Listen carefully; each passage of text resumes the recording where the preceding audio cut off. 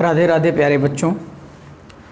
कक्षा 11 के अगले लेक्चर में हम आपका स्वागत करते हैं और इस उम्मीद के साथ कि आप मस्त होंगे, घर में खुश होंगे और पढ़ाई कर रहे होंगे।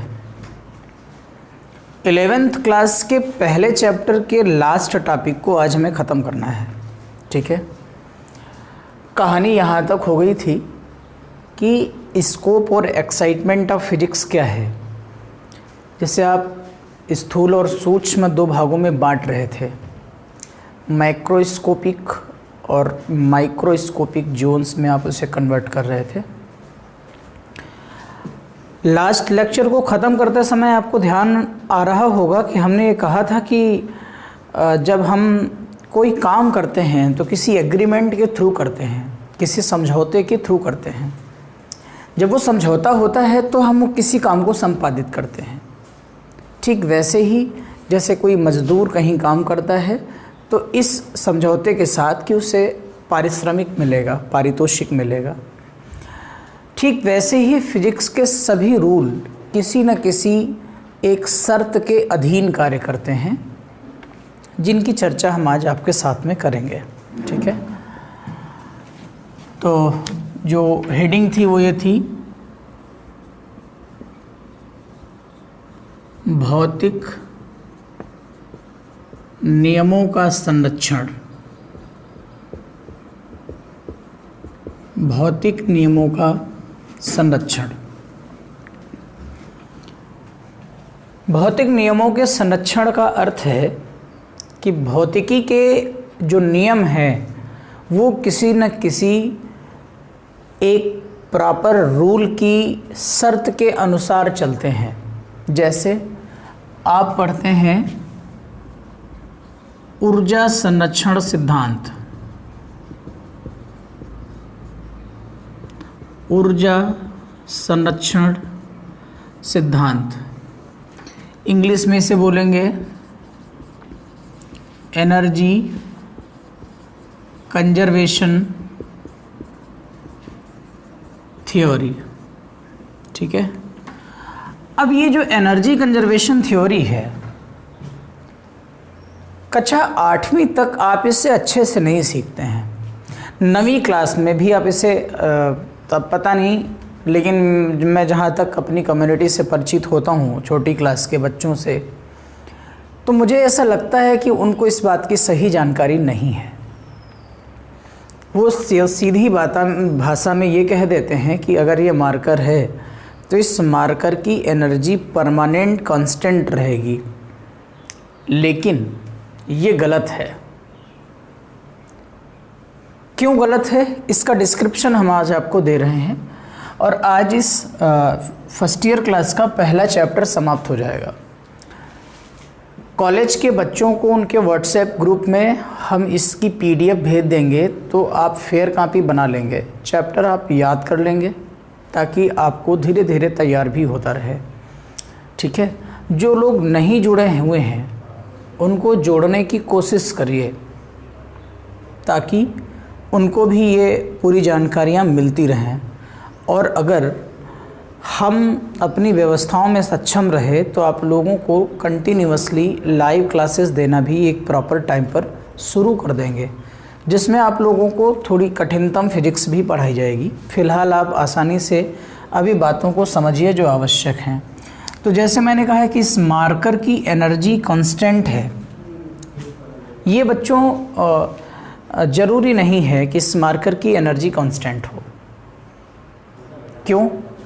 क्योंकि ये इस बात पर डिपेंड करेगा कि इस पर जो फोर्स लग रहा है वो कैसा है, कंजर्वेटिव है या नॉन कंजर्वेटिव है। फंडामेंटल फोर्सेस के बाद में हम फोर्स को इस बात पर भी बांटते हैं कि वो संरक्षीबल है या असंरक्षीबल है, कंजर्वेटिव फोर्स है या नॉन कंजर्वेटिव फोर्स है।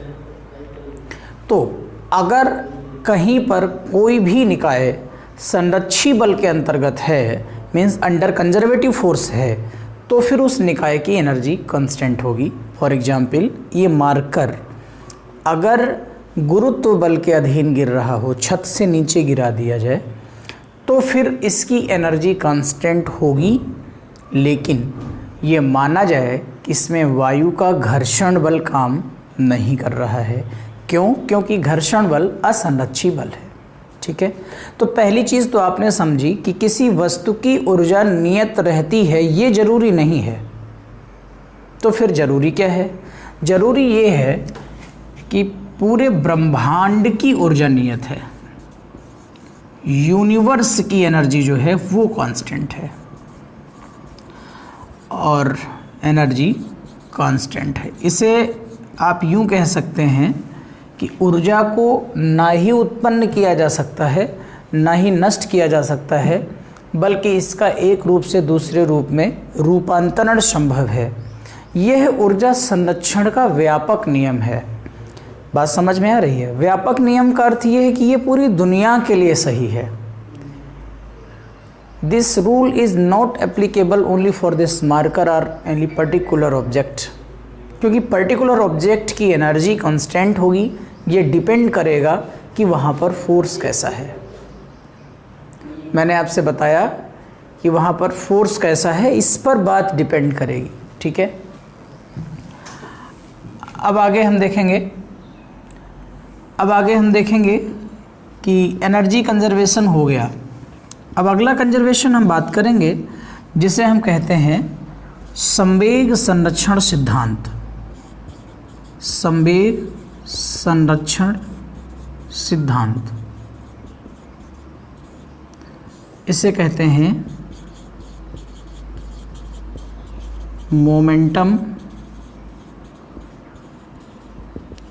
Conservation theory. Momentum conservation theory क्या है बच्चों? 11th क्लास के जो अभी आगे चैप्टर्स आएंगे जहां हम न्यूटन्स लॉ को डिस्क्राइब करेंगे, वहां पे आपको हम संवेग पढ़ाएंगे। संवेग वैसे आप थोड़ा पीछे से भी सीख के आए हैं 9th क्लास से, P = mv, और अब अगर हम 11th में उसे इस तरह से लिखेंगे तो इसका अर्थ है कि संवेग एक सदिश राशि है और v भी एक सदिश राशि है, तो उसको हम सदिश रूप में रिप्रेजेंट कर रहे हैं। ये वेक्टर का निशान है जो कि सदिश राशि को दिखाता है। अगर ये मोमेंटम बदलता रहे समय के साथ, यानी अगर ये इसका कोई परिवर्तन हमें मिल जाए कि पहले P1 था, फिर डेल्टा t समय में P2 हो गया, इस तरह से, तो इसको हम लिख सकते हैं कि delta P = m delta v। और अगर हम बहुत थोड़े से समय में, बहुत शॉर्ट टाइम में, जो कि डेल्टा t है, इससे अगर हम इसको भाग लगा दें तो ये आता है डेल्टा P/डेल्टा t। इसको बोला जाता है समय के सापेक्ष संवेग परिवर्तन की दर, the rate of change of momentum with the respect of time. भाई तो इससे जो है हम संवेग परिवर्तन की दर यानी the rate of change of momentum with respect of time कहते हैं। अच्छा, अगर हम इधर की बात को ध्यान से देख रहे हों तो ये डेल्टा v/डेल्टा t है। इसका अर्थ है वेग परिवर्तन बटा समयांतराल अर्थात त्वरण। तो इसका अर्थ ये हो गया डेल्टा P/डेल्टा t = ma, और इसको आप फोर्स कह सकते हैं। इसका अर्थ ये हुआ कि जो मोमेंटम के चेंज होने की रेट है, the rate of change of momentum, वो एक्चुअली बाह्य बल के बराबर है। यानी अगर ये 0 हो जाए, कौन? F एक्सटर्नल अगर 0 हो जाए तो डेल्टा P 0 हो जाएगा।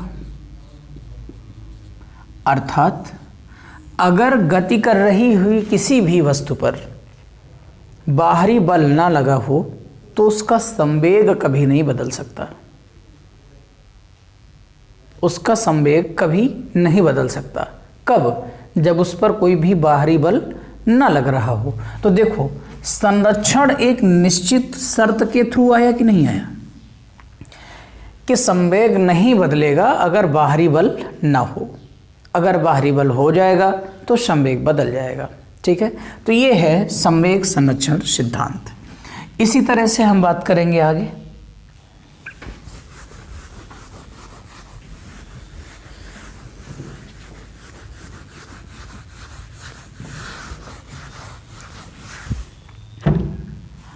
आगे है आवेश संरक्षण सिद्धांत। अब इस आवेश संरक्षण सिद्धांत में हम क्या कहेंगे? आवेश संरक्षण सिद्धांत में आवेश भी जो है वो संरक्षित है। Charge is also conserved. Charge भी ना ही उत्पन्न किया जा सकता है ना ही नष्ट किया जा सकता है, बल्कि इसका एक रूप से दूसरे रूप में केवल एक वस्तु से दूसरे वस्तु में ट्रांसफर ही पॉसिबल है बाय एनी मेथड। किसी भी मेथड से हीट दे करके, चार्ज वोल्टेज डिफरेंस क्रिएट करके, रगड़ के, जैसे भी, लेकिन केवल ट्रांसफ़र पॉसिबल है। अगर एक वस्तु इलेक्ट्रॉन डोनेट करती है तो दूसरी लेती है। सिंपल है कि एक में इलेक्ट्रॉन कम हुए तो दूसरी में ज़्यादा हुए, यानी चार्ज दोनों का अगर जोड़ दिया जाए तो न्यूट्रल हो जाएंगे। तो इस तरह से हम आवेश संरक्षण की बात करते हैं। और अब हम बात करेंगे कोणीय संवेग संरक्षण सिद्धांत। कोणीय संवेग संरक्षण सिद्धांत, ये सारे आपको डिटेल में पढ़ाए जाएंगे जब आप अगले चैप्टर्स में जाएंगे। इसको बोलते हैं एंगुलर मोमेंटम कंजर्वेशन थ्योरी। ये थ्योरी है इसको। तो अभी आपने पीछे एक पढ़ा था संवेग संरक्षण सिद्धांत। बच्चों, जब हम केवल संवेग संरक्षण सिद्धांत कहते हैं तो हमारे दिमाग में रेखीय शब्द ऑटोमेटिकली होता है। ऑटोमेटिकली हम रेखीय शब्द की बात करते हैं, ठीक है। तो रेखीय शब्द वहाँ पे ऑलरेडी प्रेजेंटेड होता है। तो अब कोणीय बात आ गई। तो वहाँ आपने देखा कि रेखीय संवेग संरक्षण सिद्धांत बल पर डिपेंडेंट था। तो यहाँ पर कोणीय संवेग संरक्षण सिद्धांत बल आघूर्ण पर डिपेंडेंट होगा। इसके लिए आपको फार्मूला बता दें, J = I ओमेगा। इसको बोलते हैं जड़त्वाघूर्ण। आप अभी केवल समझते जाइए, मुझे मालूम है आपको कुछ नहीं समझ में आएगा अभी कि J क्या है, I कैसे आया है, लेकिन मैंने कहा कि ये इंट्रोडक्शन ऑफ फिजिक्स है। ये चैप्टर ये बताता है कि हमें कितना पढ़ना है। और ये मोमेंट ऑफ इनर्शिया है, सॉरी ये गलत हो गया, ये कोणीय संवेग है, कोणीय संवेग है।